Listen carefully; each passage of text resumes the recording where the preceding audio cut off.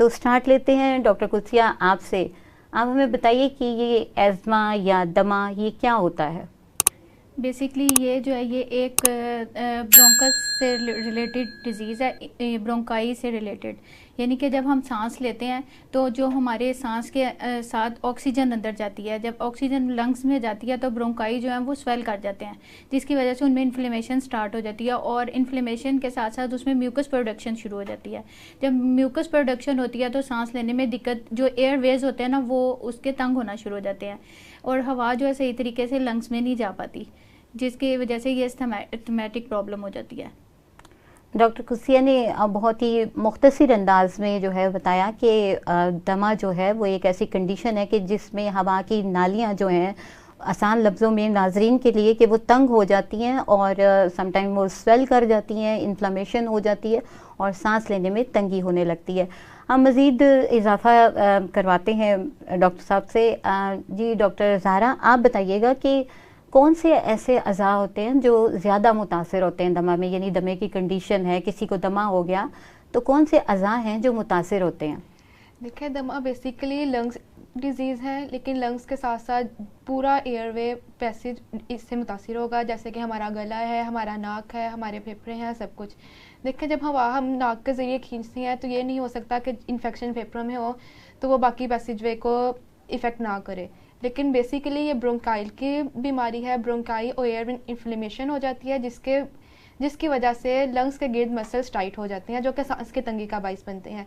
इसी तरह सांस की तंगी जब हमें होती है, हमारे थ्रोट में टॉन्सिलाइटिस हो सकता है, उसमें सोजिश आ सकती है, गले में शदीद दर्द हो सकता है और सांस लेने में इतनी दिक्कत होती है कि कई दफ़ा मरीज़ को खांसी करते हुए उठना पड़ता है या अपनी पसलियों को जकड़ना पड़ता है, उसमें इतनी तकलीफ आ जाती है। इसी तरह नाक में पोली बन सकता है, DNS का प्रॉब्लम आ सकता है और इसी तरह की सारी बीमारियां इसमें आती हैं। नाज़रीन के लिए थोड़ा सा इसको मज़ीद आसान लफ्ज़ों में बताऊंगी। डॉक्टर साहब ने बहुत अच्छा बताया। डॉक्टर ज़हरा ने जिक्र किया कि पॉलिप्स भी बन जाते हैं नाक में, यानी नाक में गदूद भी हो जाते हैं, और DNS के हवाले से बताया कि ये DNS हो जाता है, यानी डेविएटेड नेज़ल जो होता है, सेप्टम होता है नाक में। अल्लाह ताला ने एक निज़ाम रखा हुआ है हमारे नोस्ट्रिल्स को जो डेविएट करता है, डिवाइड करता है दो रास्तों में, तो वो एक पर्दा होता है जो मुतासिर हो जाता है। उसे नाक की हड्डी के तौर पे भी लोग जानते हैं कि नाक की हड्डी टेढ़ी हो जाती है, कुछ इस किस्म का प्रॉब्लम जो है सामने आ जाता है। तो जी एग्री करती हैं डॉक्टर साहब? जी बिल्कुल। ओके, तो डॉक्टर फातिमा, आप हमें बताइए कि ज़्यादातर किस उम्र में जो है दमे का जो मर्ज़ है वो लाहक होता है? क्या इसके लिए कोई पर्टिकुलर एज है? बेसिकली दमा किसी भी एज में हो सकता है, लेकिन ज़्यादातर उन बच्चों में होता है जिनके लंग्स अभी डेवलप हो रहे होते हैं, मसलन 5 ईयर्स तक। और काइंडली थोड़ा सा लाउड, ताकि हमारे नाजरीन बेहतर तौर पे आपकी बात को समझ सकें। जी जी, बेसिकली दमा किसी भी एज में हो सकता है, लेकिन ज़्यादातर उस एज में होता है जब बच्चों के लंग्स प्रोड्यूस हो रहे होते हैं, डेवलप कर रहे होते हैं। ये मोस्टली 5 ईयर्स तक होता है, लेकिन इसके बाद किसी भी एज में अटैक हो सकता है। अस्थमा का मोस्टली उन लोगों को होता है जिनके रेस्पिरेटरी सिस्टम ऑलरेडी वीक होता है या वो पहले से किसी डिजीज़ का शिकार हो रहे होते हैं। सही, जैसा कि हम ये पिछले दिनों सुनते थे कि हवा का जो एयर इंडेक्स है वो ख़राब होता है जब, तो उसकी वजह से जिनको ऑलरेडी ये प्रॉब्लम है वो इस चीज़ को ज़्यादा फेस करते हैं। थैंक यू, आपने बहुत अच्छा बताया। तो अब हम डॉक्टर कुदसिया के पास दोबारा आते हैं। डॉक्टर कुदसिया, आप देख रहे हैं कि ये रेनी सीज़न है, मौसम बरसात चल रहा है। मौसम बरसात में दमा की हालत क्यों इतनी इंटेंसिव हो जाती है, क्यों शिद्दत हो जाती है, पेशेंट ज़्यादा यानी सांस लेने में तंगी महसूस करने लगता है? बेसिकली ये होता है कि इसमें जो है ना नमी की मिकदार बढ़ जाती है। जब ऑक्सीजन, जब हम सांस अंदर लेके जाते हैं तो ऑक्सीजन इनहेल करते हैं और कार्बन डाइऑक्साइड जो है वो एक्सेल होती है। जब इन्फ्लेमेशन होगी, हमारी जो नालियाँ ब्रोंकाई जो हैं वो स्वेल कर जाएंगी, एयर वेज तंग हो जाएंगे, उसकी वजह से नमी की वजह से हमें सांस लेने में बहुत ज़्यादा दिक्कत फील होगी, क्योंकि जो लंग्स हैं वो भी स्वेल कर जाते हैं। इस तरह के पेशेंट को बहुत ज़्यादा कफिंग स्टार्ट हो जाती है, टाइटनेस आना शुरू हो जाती है चेस्ट में, उसके अलावा स्नीजिंग स्टार्ट हो जाती है और शॉर्टनेस ऑफ ब्रीथ हो जाता है। तो ये डैम वेदर में ज़्यादा इसका अटैक होता है कि इसकी यही वजह है कि बरसात के मौसम में नमी की मिकदार ज़्यादा होगी। जब सांस पूरे तरीके से नहीं आएगा, ऑक्सीजन पूरी नहीं होगी, लंग्स में नहीं जाएगी, तो एयर पैसेज तंग होने की वजह से बल्कि अमूमन देखा जाए तो नॉर्मल पर्सन जो होता है उसके साथ भी ये कंडीशन हो जाती है। ऐसे ही है। तो ये है कि डॉक्टर साहब, हमारी होम्योपैथिक वे ऑफ सिस्टम में क्या कोई ऐसी मेडिसिन मौजूद है कि इसे डैम्प वेदर में अगर हम यूज़ करते हैं तो पेशेंट इस तकलीफ से बच सके? बिल्कुल, उसमें तो अलॉट ऑफ जो है उसमें उसकी है मेडिसिन की लिस्ट है। इसमें एपिकोक हमारी बहुत अच्छा काम करती है। उसके अलावा हमारी सैम्बुकस नाइग्रा बहुत अच्छा काम करती है डैम वेदर में। जी। और जब म्यूकस की प्रोडक्शन बहुत ज़्यादा होती है उसमें काली मिर्च बहुत अच्छा काम करती है। And what about natrum sulph? Natrum sulph जो है वो डैम वेदर में, नमी वाले मौसम में वो तो बहुत ही जो है ना पेट मेडिसिन है और बहुत अच्छा काम करती है। सही, यानी कि होम्योपैथी जो जी, है वो बिल्कुल, वर्क करती है। बेशक, बिल्कुल ऐसे ही है।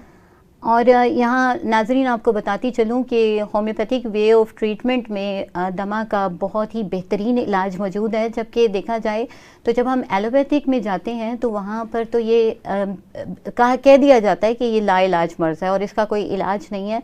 तो इस हवाले से ये प्रोग्राम बहुत ही इम्पोर्टेंट है, आप इसको तवज्जो से सुनिए और जानिए तमाम मालूमात हमारे काबिल तरीन डॉक्टर्स के साथ। आगे चलते हैं प्रोग्राम की तरफ। तो डॉक्टर ज़हरा, आप ये बताइएगा कि जैसे ये फ्रेगरेंस होती है, खुशबू होती है, कोई टबैको होता है जैसे तंबाकू है, इस किस्म की ये जो चीज़ें हैं उसमें डस्ट भी आ जाती है, बहुत सारे लोग इससे जो है वो मुतासिर होते हैं।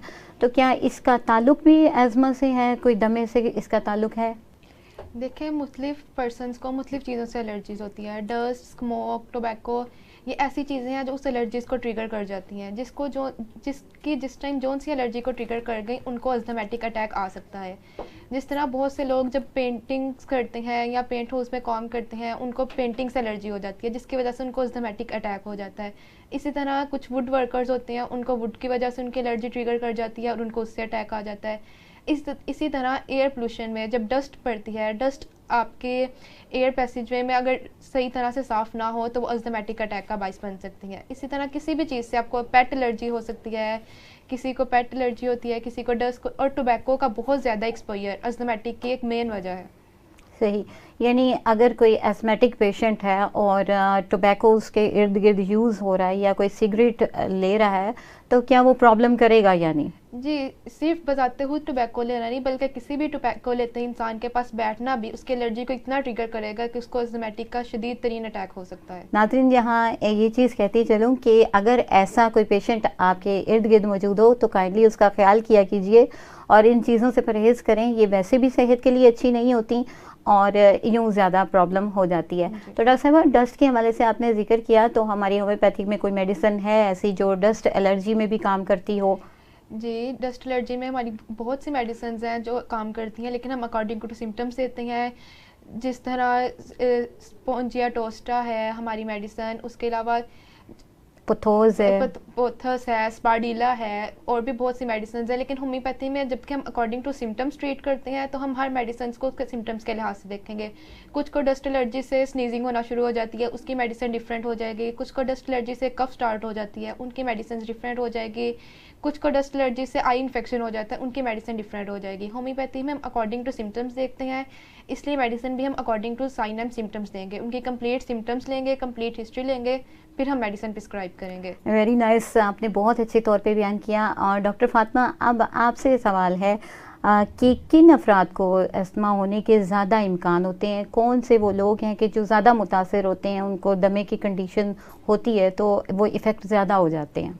जैसा कि डॉक्टर ज़हरा ने बात की कि डस्ट एलर्जी की वजह से, पोलन्स की एलर्जी की वजह से इस तरह के अफराद जिनका रेस्पिरेटरी सिस्टम ऑलरेडी वीक हो रहा हो, वो डाइट प्रॉपर ना ले रहे हों, इस तरह के अफराद को ज़्यादातर ट्रिगर कर जाता है अस्थमैटिक अटैक। जैसे कि कुछ वर्क प्लेस की वजह से, जैसे कि ऑक्यूपेशनल अस्थमा की हम बात करें, वर्क प्लेस की वजह से वुडन इंडस्ट्रीज़ में काम करने की वजह से उन अफराद को एलर्जी हो सकती है और उनको अस्थमैटिक अटैक आ सकता है। टोबैको स्मोक के पास काम करने में या इंडस्ट्रियल स्मोक के आसपास काम करने की वजह से उस जगह पर रेजिडेंस होने की वजह से उनको एलर्जिक अटैक हो सकता है और उनके बायस अस्थमा हो सकता है। सही, वेरी नाइस। और ये यहाँ आपको बताती चलूँ कि होम्योपैथिक का ब्यूटी ये है कि देखिए कि जहाँ हमारी एलर्जी का सिम्टम बदलता है वहाँ पर मेडिसिन बदलती है। अगर डस्ट है एलर्जी है तो उसकी मेडिसिन और है, अगर किसी को लेदर से एलर्जी है उसकी मेडिसिन और है, मेटल से एलर्जी है तो उसकी मेडिसिन और है। तो होम्योपैथिक एक ब्रॉड वे में जो है ट्रीट करता है इन तमाम प्रॉब्लम्स को। मज़ीद आगे चलते हैं और हम डॉक्टर कुदसिया से पूछते हैं कि डॉक्टर कुदसिया, हमें बताइए कि जो दमा है अगर किसी पेशेंट को दमा है या आपके इर्द गिर्द कोई ऐसा शख्स मौजूद है या पेशेंट आपके पास आता है, तो कौन सी वो अलामात होती हैं कि जिन्हें देख के आपको पता चल जाता है कि ये पेशेंट एस्थमेटिक है? जी बिल्कुल, इसमें सबसे पहले तो पेशेंट को देखते हैं कि उसकी सबसे पहले जो पेशेंट का सिम्टम लेके आता है उसमें होती है कफिंग, शॉर्टनेस ऑफ ब्रीथ होती है, टाइटनेस ऑफ चेस्ट होती है और स्नीजिंग होती है। उसके अलावा म्यूकस का जो है ना वो एक्सपेक्टोरेशन ज़्यादा होती है, यानी कि उसको बलगम बार बार अखराज हो रहा होता है बलगम का, उसकी वजह से सांस बहुत तंग आ रहा होता है, छोटा छोटा आ रहा होता है, उसको सीने में बहुत ज़्यादा तंगी महसूस हो रही होती है। और इसके अलावा उसके बैठने में उसको प्रॉब्लम हो रही होती है। ऐसे पेशेंट जो होते हैं ना बहुत ज़्यादा सिक कंडीशन होती है। अच्छा डॉक्टर साहब, कहते हैं कि रात में एक्सपीरियंस इसका ज़्यादा होता है, सांस उखड़ने की कंडीशन जो है, तो ये राइट पोजीशन में होते हैं इसमें एस्थमेटिक जो अटैक होता है ना वो ज़्यादा होता है, क्योंकि लंग्स में एयर सही तरीके से क्रॉस नहीं हो रही होती। तो वो जब लंग्स में हमारी ब्रोंकाई के ज़रिए हवा नहीं जाएगी तो एयर पैसेज तंग हो जाएगा, इन्फ्लेमेशन होगी, म्यूकस आ जाएगी, उसकी वजह से लेटने में ज़्यादा प्रॉब्लम होता है। ऐसे पेशेंट को चाहिए कि पिलो ऊंचा लेके लेटें। सही। डॉक्टर गुस्सिया, आपसे स्टार्ट लेते हैं और मज़ीद इस पर डिस्कशन करते हैं, बात करते हैं। दमा के हवाले से पूछना चाहूँगी कि कौन सी ऐसी वजूहात होती हैं, क्या कॉजेज़ हैं जो कि दमा हो जाता है? इसमें तो एक्सपोजर टू कोल्ड, ये एक्सपोजर टू कोल्ड भी हो सकता है, एनवायरमेंटल चेंज की वजह से भी हो सकता है, और इसके अलावा सडन चेंज ऑफ वेदर की वजह से भी हो सकता है। पेशेंट में स्ट्रेस की वजह से भी जो है ना एस्थमेटिक अटैक हो सकता है। इसके अलावा एक्सरसाइज से भी हो सकता है। तो ये सारी चीज़ें काउंट करती हैं कि हमारा एटमॉस्फेयर कैसा है। जब अगर एटमॉस्फेयर में नमी डैम्प वेदर है बहुत ज़्यादा, तो उसमें भी एस्थमेटिक प्रॉब्लम हो सकती है। स्मोकिंग की वजह से भी हो सकती है। जब उसका धुआं जो है वो हमारी ब्रोंकाई में जाएगा, सांस की नाली में जाएगा, इन्फ्लेमेशन क्रिएट करेगा, उसकी वजह से भी हमें ये दमे का अटैक हो सकता है। यानी इन्वायरमेंटल फैक्टर बिल्कुल, ये बहुत ज़्यादा काउंट करता है इसमें। आप इसमें कुछ इजाफा करना चाहेंगी डॉक्टर ज़हरा? जी, मैं इसमें इजाफा करना चाहूँगी। इन सारी कॉजेज़ के साथ साथ हार्मोनल चेंजेस में इसमें बहुत ज़्यादा इफेक्ट करती है। जिस तरह रिसर्च बताती है, अडल्टहुड में इसकी मिकदार फीमेल्स में ज़्यादा पाई जाती है जबकि मेल्स में बहुत कम है। इसकी रीज़न ये है कि अडल्टहुड में male sex hormone testosterone release होना स्टार्ट होता है। टेस्टोस्टेरोन इन्फ्लेमेशन को कम करता है, जिसकी वजह से मेल्स में इसकी तादाद कम होती है और फीमेल्स में इसकी तादाद बहुत ज़्यादा है। इसी तरह से कुछ फीमेल्स हार्मोन है, चाइल्ड्स हैं, इस तरह हार्मोनल चेंजेस इसको बहुत ज़्यादा इफेक्ट करती हैं। जिन मेल्स में टेस्टोस्टेरोन की मिकदार बैलेंस नहीं होती उनमें भी एस्थमेटिक अटैक बहुत ज़्यादा होते हैं। जेनेटिकली भी ये कुछ इसका होता है असर? आप डॉक्टर फातिमा इसमें कुछ इजाफा करेंगी? जी, जेनेटिकली इसका बहुत बड़ा काज हम लेते हैं। सबसे पहले हम जेनेटिक और फैमिली हिस्ट्री उसकी पूछते हैं कि क्या पीछे से कोई बीमारी इसमें मुंतकिल हो रही है, और अगर ऐसा हो तो सबसे पहले हम उसी को कट ऑफ करना चाहेंगे। हमारी बहुत सारी मेडिसिन है जो जेनेटिक डिजीज़ को कट ऑफ करती हैं, फिर हम नेक्स्ट उसका ट्रीटमेंट मजीद करते हैं। सही, जैसे हम मियाज़मेटिकली उनको डील करते हैं। यहाँ नाज़रीन आपको बताती चलूँ कि जेनेटिकली 40 to 80% जो है एज़मा जो है असरअंदाज होता है और इसका शिकार होते हैं पेशेंट। और यहाँ एक इन्फॉर्मेशन की बात आपसे शेयर करती चलूँ कि रोज़ाना जो हम सांस लेते हैं उसको तकरीबन 23,000 दफ़ा सांस लिया जाता है। तो जो लोग इस नेमत से महरूम होते हैं वही जान सकते हैं कि एस्थमेटिक कंडीशन में कितनी तकलीफ़ का सामना करना पड़ता है। ये वो प्रॉब्लम है जिसका बहुत ज़्यादा सामना करना पड़ता है मौसम बरसात में, तो इसलिए हम इसको डिस्कस कर रहे हैं। मज़ीद इस हवाले से डॉक्टर गुस्सिया आप बताएंगी कि कोई खुराक की भी इम्पोर्टेंस है इस हवाले से, कोई इस हवाले से गाइड कीजिएगा। बिल्कुल, इसमें खुराक का भी बहुत अहम रोल है। जब एस्थमेटिक अटैक होता है तो ठंडी चीज़ें बिल्कुल नहीं लेनी चाहिए। इसमें हमें यखनी का इस्तेमाल करना चाहिए। ठंडी चीज़ों से यानी क्या मुराद है? वो टेम्परेचर, यानी कि जिस तरह कोल्ड ड्रिंक्स हो गए, राइस हो गए, या मतलब इस तरह की ठंडी चीज़ें जो कि जिस तरह सब्जियों में देख लिया जाए जिनकी तासीर भी ठंडी हो, बिल्कुल वो नहीं लेना। उसकी वजह से हमें एस्थमेटिक अटैक का ज़्यादा मसला हो सकता है। इसमें डाइट भी बहुत ज़्यादा काउंट करती है। इसको मज़ीद आप थोड़ा सा नाजरीन के लिए और आसानी कीजिए। देखिए, अस्थमा में जैसे एयरवेज पैसेज तंग हो जाते हैं, इनमें ऐसी खुराक भी बिल्कुल नहीं लेनी चाहिए जो म्यूकस प्रोड्यूस करती है, जैसे कि बनाना, वो बहुत ज़्यादा म्यूकस प्रोड्यूस करते हैं। इसलिए अगर अस्थमेटिक अटैक वाले पेशेंट को बनाना दे दिया जाए तो अटैक बहुत शदीद होगा और उसकी हालत बिगड़ सकती है। इसी तरह और भी जितने बहुत ज़्यादा चर्बी वाला गोश्त या पालक, सब्ज़ पत्तों वाली जितनी भी सब्जियां हैं उनसे अवॉइड करना चाहिए, क्योंकि वो भी इसी तरह कोलेस्ट्रॉल में इजाफा करती हैं, यूरिक एसिड में इजाफा करती हैं, जो कि ओवरऑल अस्थमेटिक अटैक का बाइस बनते हैं। नाज़रीन, डॉक्टर साहबा ने अभी बताया कि कोलेस्ट्रॉल का इजाफा होने की वजह से भी ऐसा होता है। तो यहाँ आपको एक पॉइंट बयान करती चलूँ कि आर्टरोस्क्लेरोसिस का प्रॉब्लम हो जाता है और जो आर्टरीज़ हैं वो तंग होने लगती हैं और उसकी वजह से फिर सांस लेने में भी दुश्वारी होती है और भी ब्लड रिलेटेड प्रॉब्लम होती हैं और हार्ट अफेक्शंस भी होने लगती हैं। तो ख्याल कीजिए अपना, अपनी खुराक का। और इस हवाले से कोई ऐसी डाइट के हवाले से आप बताइए डॉक्टर फातिमा कि जो बिल्कुल भी मतलब लें तो उससे फ़ायदा हो जाए। जी, इसमें मैं इजाफा करना चाहूँगी कि हम स्टीम फ़िश बहुत अच्छा इसमें काम करेगी, स्टीम चिकन फ़िश वैसे भी यानी अच्छी है जी, जिसमें हम ऑयल का इस्तेमाल कम से कम करें वो डाइट उनके लिए बहुत अच्छी होगी। फ्रेश फ्रूट्स का इस्तेमाल ज़्यादा से ज़्यादा किया जाए और बैलेंस डाइट रखें, बिल्कुल नॉर्मल ग़िज़ा, ना ज़्यादा खाना है और ना ज़्यादा छोड़ना है। सही। और ऐसी डाइट जो म्यूकस प्रोड्यूस करती है, फॉर एग्जांपल जैसे डॉक्टर ज़हरा ने कहा बनाना पर म्यूकस प्रोड्यूस करता है, उनसे अवॉइड करना चाहिए। इसी तरह योगर्ट भी प्रॉब्लम करता है, जैसे डॉक्टर कुसिया ने बताया। सिट्रस फ्रूट्स नहीं लेने चाहिए इसमें हमें लेमन का इस्तेमाल बिल्कुल नहीं करना चाहिए और हमें एसिड्स फ्रूट्स में लेने चाहिए, जैसे कि पिकल्स हमारे पास होते हैं वो बिल्कुल अवॉइड करना चाहिए। देखिए, बेसिकली तो कहा जाता है कि इम्यून सिस्टम को बूस्ट अप करते हैं विटामिन सी और सिट्रिक फूड्स, लेकिन ये आई थिंक ट्रिगर कर देते हैं। सही, क्योंकि जो है नाजरीन को हमने ये भी बताना है कि बूस्ट अप कैसे करना है। तो यहाँ नाजरीन आपको एक होम रेमेडी के तौर पे बताती चलूँ कि जिंजर का यूज़ जो है वो बहुत ही फ़ायदेमंद होता है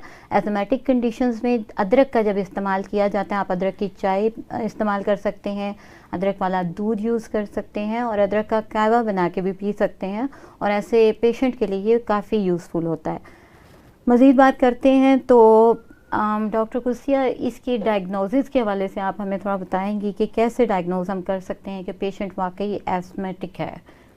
इसमें हम जब पेशेंट हमारे पास आता है हम उसके मुख्तलिफ किस्म के टेस्ट भी करवा सकते हैं। उसमें स्पेरोमेट्री टेस्ट हो जाता है, उसके अलावा इसमें हम इसका जो है वो सिक प्रिक टेस्ट करवा लेते हैं, फिर हम फिनो टेस्ट करवा सकते हैं जिसमें ये पता चलता है कि जिसमें नाइट्रिक एसिड की मिकदार, जो नाइट्रिक एसिड जो है नाइट्रिक एसिड जो है वो किस तरह से काम कर रहा है, यानी उसके लेवल का पता चल जाता है। उसके अलावा हम इसका चैलेंज टेस्ट करवा सकते हैं, स्पूटम टेस्ट करवा सकते हैं, फिर हम इसका एक्सरे करवा सकते हैं जिसमें पता चल सकता है कि आया पेशेंट को किस किस्म का अटैक हुआ है। इसमें मेडिकल टर्मिनोलॉजी बड़ी काउंट करती है। सही। तो इलाज के हवाले से जैसा कि मैंने डिस्कशन करते हुए जिक्र किया कि एलोपैथिक में तो नहीं, आप भी जानते हैं कि एलोपैथिक में तो इसको रिफ्यूज़ कर दिया जाता है, बताया जाता है कि इसकी मेडिकेशन करती ही रहनी पड़ेगी। तो होम्योपैथिक में इसका इलाज मौजूद है? जी, एलोपैथी तो सबसे पहले इनको सारी ज़िंदगी के लिए एंटी इन्फ्लेमेटरी मेडिसिन देती हैं और ब्रोंकोडाइलेटर, जिसके आम ज़ुबान में इनहेलर कहते हैं, जिनको यूज़ करना पड़ता है। उनके पास लास्ट हल होता है सर्जरी। लेकिन होम्योपैथी में इस डिज़ीज़ का बहुत अच्छा इलाज है। लेकिन वही बात जो पहले डिस्कस की है, होम्योपैथी में इसका इलाज अकॉर्डिंग टू सिम्टम्स किया जा सकता है। जैसे कि एम्पटम टार्ट है, हम उससे तब देंगे जब बहुत ज़्यादा म्यूकस प्रोडक्शन होगी, वीजिंग साउंड बहुत ज़्यादा होगी और पेशेंट को लेटते ही खांसी का शदीद तरीन दौरा पड़ेगा। इसी तरह ब्रायोनिया हम तब देंगे जब, जिसको हम कहते हैं खुश्क खांसी, के म्यूकस उसके अंदर म्यूकस मौजूद ज़रूर होगी लेकिन वो खांसी के ज़रिए नहीं निकलेगी। इस तरह एपिकॉक है, हम उसे तब देंगे जब खांसी के साथ वोमिटिंग या नोज़िया हो पेशेंट को। इसी तरह मज़ीद बहुत सी मेडिसिन हैं। इनमें सबसे बेस्ट मेडिसिन जो कहलाई जाती है वो है स्पोंजिया टोस्टा।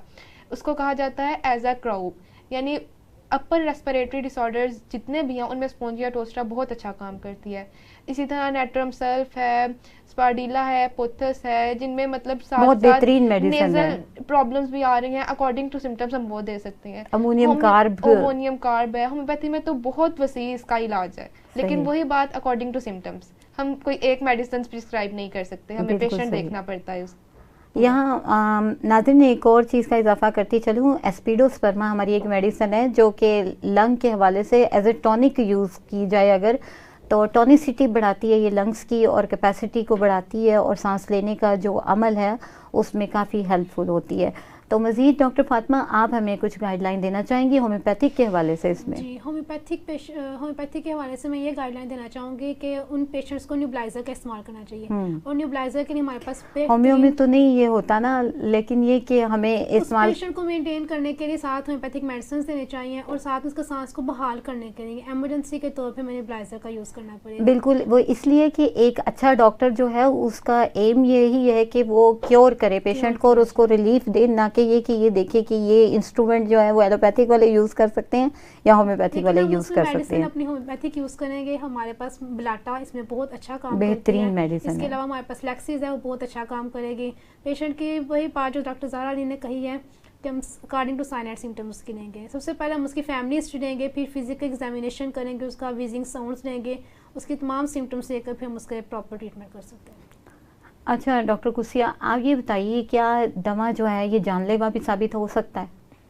लेकिन जानलेवा तो नहीं हम कह सकते, लेकिन जो है वो यूं तो कहते हैं ना कि ये जिंदगी के साथ चलता है फॉर द टाइम। ये लॉन्ग टर्म जो है ना बीमारी है और ये क्रॉनिक डिजीज ही होती है, एक्यूट कंडीशन भी होती है, इसमें वो जो है वो कवर कर जाती है। लेकिन जो क्रॉनिक जो ये क्रॉनिक होता जाता है तब तक ये ज़्यादा जो है ना प्रॉब्लम क्रिएट करता जाता है। इलाज तो नहीं इसको कह सकते, हमारे होम्यो में तो इसका बिल्कुल इलाज मौजूद है, लेकिन बड़ा अच्छा इलाज है। एलोपैथिक वाले इसको कहते हैं कि ये इलाज है, लेकिन हम लोग इसको मेडिसिन से क्योर कर सकते हैं। इसमें वास्ट रेंज है मेडिसिन की जो हम पेशेंट्स को इस्तेमाल करवा सकते हैं और बेहतर से बेहतर रिजल्ट मिलता है हमें। सही। अच्छा डॉक्टर ज़ाहरा, ये क्या मेल्स में ज़्यादा होता है या फीमेल्स में इसकी रेशो होती है होने की? देखिए, अडल्टहुड में तो इसमें फीमेल्स की रेशो ज़्यादा होती है, लेकिन अगर हम अडल्टहुड से पहले बात करें उनमें मेल्स में ज़्यादा होती है। अडल्टहुड में मेल्स की मिकदार बहुत कम इसलिए होती है कि उनमें मेल सेक्स हार्मोन है टेस्टोस्टेरोन। रिसर्च बताती है टेस्टोस्टेरोन इन्फ्लेमेशन को कम करता है। जैसे कि अल्ज़मा ब्रोंक्यूल्स की इन्फ्लेमेशन की वजह से पैदा होता है, तो टेस्टोस्टेरोन इनकी इन्फ्लेमेशन को कम करता है और मेल्स में इसकी तादाद बहुत कम है फीमेल्स की निस्बत, क्योंकि फीमेल्स टेस्टोस्टेरोन हार्मोन रिलीज़ नहीं कर सकती, तो उनमें अस्थमैटिक अटैक्स की तादाद बहुत ज़्यादा है। सही। आप इसमें कोई इजाफा करना चाहेंगी डॉक्टर फातिमा? जी बिल्कुल, मैं करना चाहूँगी। बच्चों में इसमें मेल्स की तादाद बहुत ज़्यादा होती है 5 to 14 ईयर्स में, क्योंकि टेस्टोस्टेरोन हार्मोन प्रोड्यूस नहीं हो रहा होता, तो उस लिहाज से इसमें मेल्स में बहुत ज़्यादा प्रॉब्लम आ जाते हैं। एस्थमैटिक अटैक होता है और उनमें मोस्टली लाइफ थ्रेटनिंग होता है, हम उनको सर्वाइव नहीं करवा सकते। अच्छा डॉक्टर साहब, एक क्वेश्चन मेरे जहन में आ रहा था कि फीमेल्स जो किचन में काम करती हैं उनमें भी अस्थमा की कंडीशन जो है वो ट्रिगर कर जाती है और वो ज़्यादा हो जाती है, तो उसकी भी कोई है इसके साथ रिलेविटी? क्योंकि जो किचन में काम करते हैं स्मोक का मुजाहरा करना पड़ता है, हमें फ्लेम के पास जाना पड़ता है, उस टाइम बहुत ज़्यादा स्वेटिंग हो रही होती है और हमें प्रॉपर ऑक्सीजन नहीं मिल रही होती, तो इस वजह से उन फीमेल्स में अस्थमैटिक अटैक का बहुत ज़्यादा देखा। थैंक यू डॉक्टर कुसिया। तो प्रोग्राम का टाइम ख़त्म हो रहा है, इंशाल्लाह नेक्स्ट टॉपिक के साथ फिर मिलेंगे। इजाज़त दीजिए, अल्लाह हाफिज़।